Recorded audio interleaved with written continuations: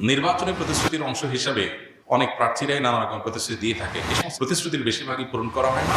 অনেক ক্ষেত্রে প্রতিশ্রুতি দেওয়ার সময় নিয়তি থাকে না। এগুলো সম্পর্কে কিছু বলবেন? যদি কোনো নির্বাচনের প্রার্থী অথবা যে কোনো ব্যক্তি মানুষকে কোনো প্রতিশ্রুতি দেয় সেটা রক্ষা না করে, কোনো চুক্তি করে সেটা ভঙ্গ করে, এই ব্যক্তি মূলত গাদ্দারি করলো, ওয়াদা ভঙ্গ করলো, প্রতিশ্রুতি নষ্ট করলো, ভঙ্গ করলো। নবী করিম সাল্লাল্লাহু আলাইহি ওয়াসাল্লাম বলেছেন, লিকুল্লি গাদরিন লিওয়াউন ইয়াউমাল কিয়ামা। যারাই মানুষের সাথে ওয়াদা দিয়ে, প্রতিশ্রুতি দিয়ে, চুক্তি করে এগুলো ভঙ্গ করবে, মানুষের সাথে কথা দিয়ে কথা রাখবে না, এই ধরনের বেঈমানি বা প্রতারণা যারা করবে, কিয়ামতের ময়দানে তাদের সাথে একটা পতাকা থাকবে, লেখা থাকবে এটা লেওয়া ও গাদরিন, গাদ্দারের আলামত।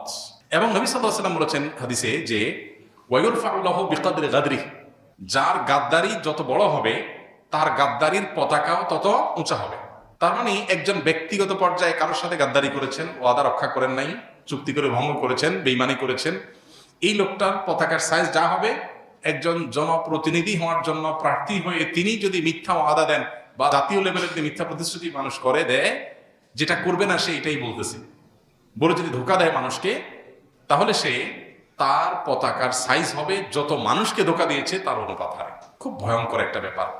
এই জন্য ইমানদার আসলে ওয়াদা রক্ষা করতে হবে, ওয়াদা রক্ষাকারী হবে। আল্লাহ তাআলা কোরআনে কারীমে 18 নম্বর পারা সূরা মুমিনুন বলেছেন, সফল ইমানদার যারা জান্নাতুল ফেরদাউসের অধিকারী হবে তাদের বৈশিষ্ট্য হলো ওয়াল্লাযীনা হুম লিআমানাতিহিম ওয়া আহদিহিম রাউন, যারা তাদের আমানত এবং ওয়াদাকে রিআয়াত করে, রক্ষা করে, মেইনটেইন করে।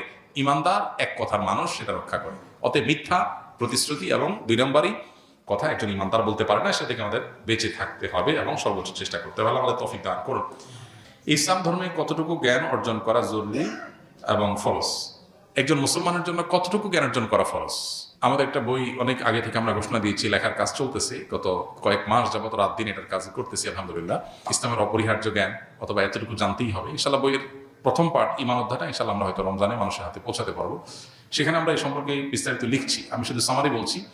ঈমানের একেবারে মৌলিক বিষয়গুলো এবং সেই সাথে যে বিষয়গুলো পালন করা ফরজ সেগুলোর ইলম অর্জন করা ফরজ, যেগুলো পালন করা ওয়াজিব সেগুলোর ইলম অর্জন করা ওয়াজিব, যেগুলো সুন্নাহ সেগুলো ইলম অর্জন করা সুন্নাহ।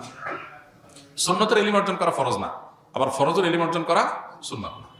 এখন কিছু ফরজ আছে সবার জন্য ফরজ, ফরজে আইন, যেমন 5 ওয়াক্ত নামাজ। তাহলে নামাজের ফরজ পরিমাণ ইলম, মানে ফরজ আদায় করার জন্য যতটুকু লাগে ততটুকু ইলম সমস্ত মুসলমানদের জন্য শেখা কি ফরজ। ঈমান রক্ষা সবার জন্য ফরজ, তাহলে ঈমান রক্ষার জন্য যা যা দরকার, ঈমানের বেসিক বিষয়, সেগুলো সবার জন্য জানা ফরজ। এখন নামাজের কিছু সুন্নত নফল আছে, যে মুস্তাহাব আছে, সেই কাজগুলো সবার জন্য জানা ফরজ না, ওইগুলো জানা মুস্তাহাব বা সুন্নতটা সুন্নাত। এ হলো কতটুকু ইলম অর্জন করা ফরজ, তার মেয়ার বা মিটার। এখন একজন ব্যবসায়ী, তিনি দোকানদারি করেন, তার জন্য দোকানে হালাল হারামের ব্যাপার আছে, তাহলে এই সংক্রান্ত ইলম অর্জন করা তার জন্য ফরজ। একজন চাকরিজীবী, তার জন্য এই ইলমটা অর্জন করা ফরজ না। এই জন্য যিনি যেই হালের মুখোমুখি, আরবিতে একটা প্রবাদ আছে, আফদালুল ইলমে ইলমুল হাল ও আফদালুল আমালে হিফজুল হাল। সবচেয়ে উত্তম ইলম হলো যে যে অবস্থার মুখোমুখি হবে সেটার ইলম, আর সবচেয়ে উত্তম আমল হলো যে অবস্থা আছে সে অবস্থা আল্লাহর হুকুমকে সংরক্ষণ করা, এটা হলো সবচেয়ে উত্তম আমল। তো ইলমের ক্ষেত্রে আপনি যে অবস্থার মুখোমুখি হবেন ওই অবস্থার ইলম অর্জন করা, ফরজটা দিলে ফরজ, নফলটা নফল হবে।